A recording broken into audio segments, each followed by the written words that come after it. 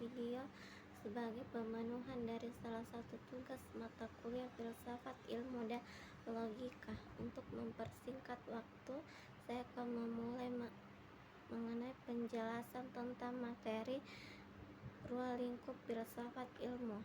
Pengertian filsafat ilmu. Filsafat dalam bahasa Inggris yaitu filosofi. Adapun istilah filsafat berasal dari bahasa Yunani filosofia yang terdiri atas dua kata, philos cinta atau philia persahabatan dan tertarik kepada, dan soph atau hikmah kebijaksanaan, pengetahuan, keterampilan, pengalaman praktis, dan intelijensi. Jadi secara etimologi, filsafat berarti cinta, kebijaksanaan, atau kebenaran. Orangnya disebut filosof yang dalam bahasa Arab disebut falsuf. Kendati istilah filsafat yang lebih tepat adalah falsafat yang berasal dari bahasa Arab. Kata filsafat sebenarnya bisa diterima dalam bahasa Indonesia, sebab sebagian kata Arab yang diindonesiakan mengalami perubahan dalam huruf vokalnya, seperti masjid menjadi masjid dan karamah menjadi karamat. Karena itu perubahan huruf A menjadi I dalam kata falsafah bisa ditolerir. Dan dalam Kamus Besar Bahasa Indonesia, kata filsafat menunjukkan pengertian yang dimaksud, yaitu pengetahuan dan penyelidikan dengan akal budi mengenai hakikat segala yang ada, sebab asal dan hukumnya. Adapun beberapa pengertian pokok tentang filsafat menurut kalangan filosof adalah: yang pertama, upaya spekulatif untuk menyajikan suatu pandangan sistematik serta lengkap tentang seluruh realitas. Dan yang kedua, upaya untuk melukiskan hakikat realitas akhir dan dasar serta nyata. Dan yang ketiga, upaya untuk menentukan batas-batas dan jangkauan. Dan yang keempat, penyelidikan kritis atas pengandaian-pengandaian dan pernyataan-pernyataan yang diajukan oleh berbagai bidang pengetahuan. Dan yang kelima, disiplin ilmu yang berupaya untuk membantu Anda melihat apa yang Anda katakan dan untuk mengatakan apa yang Anda lihat. Pengertian filsafat secara terminologi sangat beragam, baik dalam ungkapan maupun titik tekanannya. Bahkan Muhammad Hatta dan Langevin mengatakan bahwa definisi filsafat tidak perlu diberikan karena setiap orang memiliki titik tekan sendiri dalam definisinya. Dan karena itu biarkan saja seseorang meneliti filsafat terlebih dahulu kemudian menyimpulkan sendiri. Pythagoras tahun 572 sampai 497 sebelum Masehi adalah filosof yang pertama kali menggunakan kata filsafat. Dia mengungkapkan bahwa manusia dapat dibagi ke dalam 3 tipe. Mereka yang mencintai kesenangan, mereka yang mencintai kegiatan, dan mereka yang mencintai kebijaksanaan. Tujuan kebijaksanaan dalam pandangannya menyangkut kemajuan menuju keselamatan dalam hal keagamaan.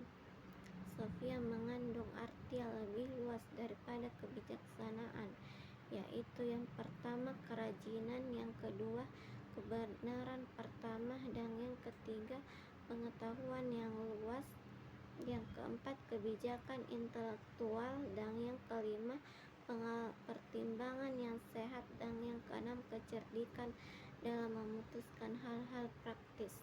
Dengan demikian, asal mula kata filsafat itu sangat umum, yang intinya adalah mencari keutamaan mental.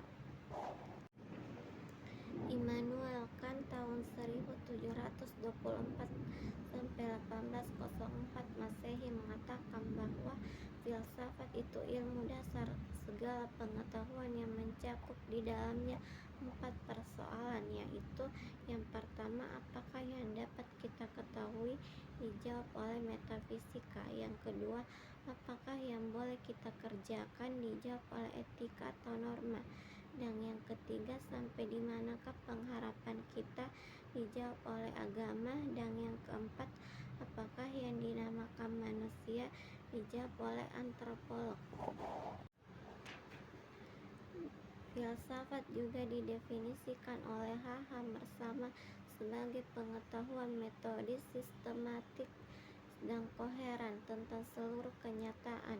Sedangkan Harun Nasution mengatakan bahwa filsafat adalah berpikir menurut tata tertib logika dengan bebas, tidak terikat pada tradisi, dogma, dan agama, dan dengan sedalam-dalamnya sehingga sampai ke dasar-dasar persoalan.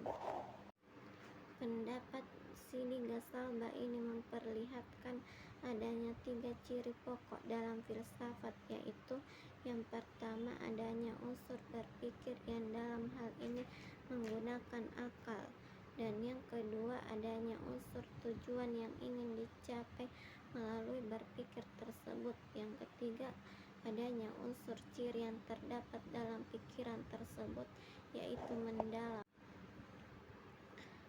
Dan persamaan dan perbedaan filsafat dan ilmu adalah: yang pertama, keduanya mencari rumusan yang sebaik-baiknya menyelidiki objeknya selengkap-lengkapnya sampai ke akar-akarnya. Dan yang kedua, keduanya mempunyai metode dan sistem. Dan yang ketiga, keduanya hendak memberikan penjelasan tentang kenyataan seluruh timbul dari hasrat manusia, objektivitas akal pengetahuan yang lebih mendasar.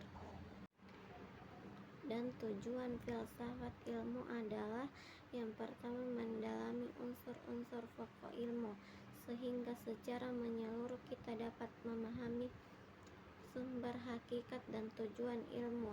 Yang kedua, memahami sejarah pertumbuhan, perkembangan, dan kemajuan ilmu di berbagai bidang sehingga kita mendapat gambaran tentang proses ilmu kontemporer secara historis. Dan yang keempat, mendorong pada calon ilmuwan dan ilmuwan untuk konsisten dalam mendalami ilmu dan mengembangkannya. Dan yang kelima, mempertegas bahwa dalam persoalan sumber dan tujuan antara ilmu dan agama tidak ada pertentangan. Sekian penjelasan tentang materi ruang lingkup filsafat ilmu. Assalamualaikum warahmatullahi wabarakatuh.